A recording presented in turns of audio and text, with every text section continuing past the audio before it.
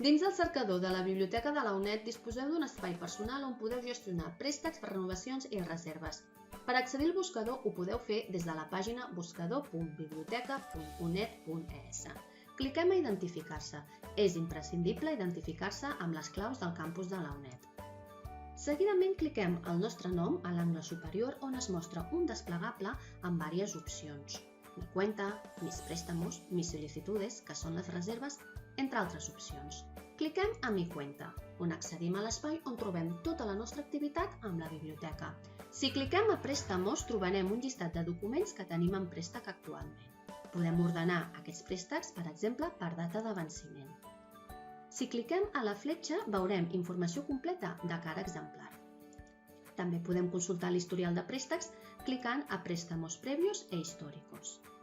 Si volem renovar els préstecs, el sistema ens indicarà a través d'una icona si es permet o no renovar.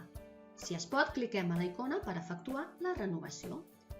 La renovació d'un document està subjecte a la política de préstec i circulació de cada biblioteca. Per tant, no podrem renovar un document si s'ha accedit a la data de devolució, si s'ha realitzat una reserva per part d'un altre usuari o si el document no permet més renovacions.